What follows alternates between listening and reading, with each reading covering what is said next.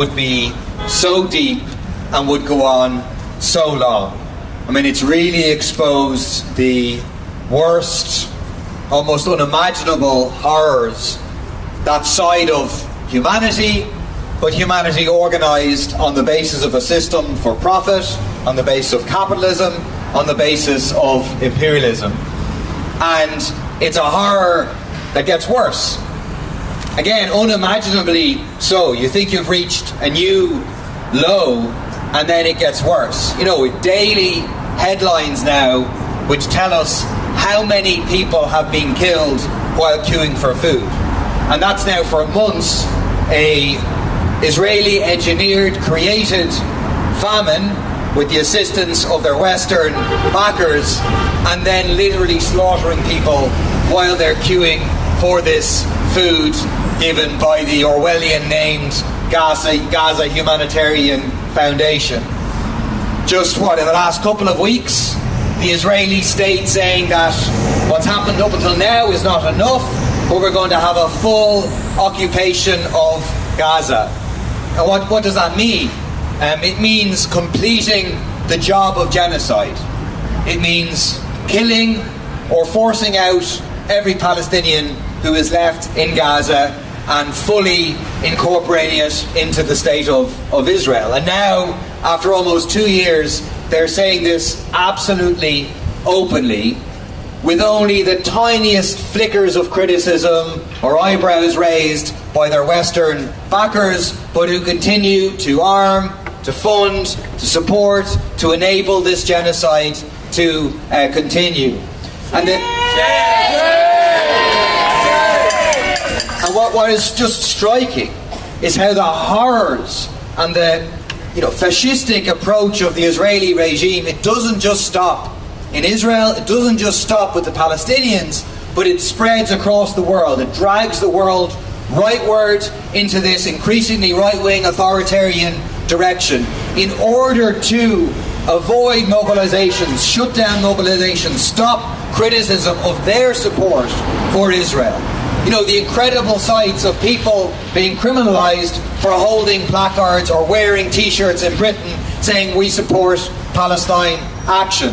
Sally Rooney being threatened with the Terrorism Act for saying correctly that she will donate funds to Palestine action. In Germany, where the use of the Irish language and Arabic are being criminalised in order to shut down criticism of Israel and mobilisation against Israel, or in the US, where this is used as part of the complete erosion of people's basic civil liberties, people being picked up on the streets and held in camps, deported, whatever ways the US state wants to treat people. So the very, very worst of humanity on display. But also, I think, you can't help but feel when you come to events like this on a Tuesday in the middle of the day, and it's even more people than the last time I was at this, is also the best of humanity in response to that. The glimpse of the possibilities of a very different sort of world, seen in the resistance and the resilience of the Palestinian people, seen in the solidarity and the sacrifices and the campaigning of so many people globally. I was just thinking, because I cycled down here and I went by the people who are doing the 5-day fast outside the Dáil, and just think of all the different things that are happening just right now. There's people cycling in support of Palestine right now as we speak. There's people outside the Dáil, there's people out here, huge numbers of people involved in activism, and then you multiply that around the world. And I was also just struck by how the issue of the central bank bonds, these genocide bonds, these war bonds being authorised in here to be sold across the EU has been put front and centre. And that's been put front and centre by the key activists involved in this campaign, and all of you for supporting it, for getting the word out there. I remember when Micheál Martin spoke about this, I think the first time, maybe when it was raised in leaders' questions or something in the Dáil, and he was infuriated by it. He said, this central bank thing has come out of nowhere. Sure, nobody was talking about that previously, and now you want us to stop the central bank. And if we stop the central bank, then next week you'll ask us to do something else. Yes. Exactly. That's how politics works. We campaign, we pick issues that we think we can score victories on, we build pressure, and then, yes, we won't stop there. Any level of complicity by the Irish state in this genocide is, of course, absolutely unacceptable. But his response speaks to the power of this campaign and the impact, because all of this, the truth is, you have to be quite cynical about this, this is all a calculated equation by the political establishment.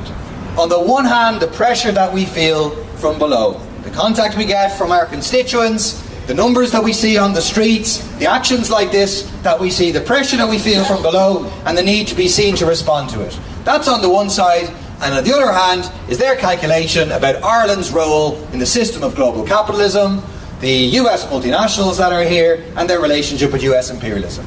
And they're trying to balance between those two things. Like, that's what's 100% is what is going on. That's what this joke about trade but not services on the occupied territory bill, which makes no sense in its own terms, makes no sense legally. It's about trying to balance between these two things. It's why, in relation to the bonds, they say, no, sure, we couldn't do that. That would threaten our reputation as a financial centre. That ultimately our reputation as a financial centre is more important than doing what we can to stop the genocide. And so the lesson for us is all we can do is get our side of those weighing scales to be as heavy as is possible, to mobilise as many people, knowing that it does make a difference. I mean, you look at the Irish state's investment themselves in genocide bonds, which, by the way, Catherine Connolly was the person who first said this to me, that this is the NTMA. She had the figures to say the NTMA itself is invested in these genocide bonds. When we raised it in the Dáil, the government said, this is ridiculous. This has nothing to do with funding genocide. It's ridiculous. It's just political, politicking about this issue. And then now they've said, we've divested from these bonds because pressure from people is actually working. And that's all we can keep doing, all of us, globally, building our connections, building our power. And I think, the 2nd of September is a moment of moral clarity for Gabriel McLuth, for the Irish government. They've made their excuses up until now. They're completely unacceptable. But are you really going to extend the authorisation of these bonds that are openly used for genocide, for starvation, for the murder of children? Are you really going to say, after 2 years of genocide, we're okay with this going on? So all the pressure, all forces to the point of attack for the next few weeks to say it absolutely must be stopped. Thanks so much. Fair play. Thanks so much, Paul. It's absolutely right. It's keeping the pressure on now. And we can and we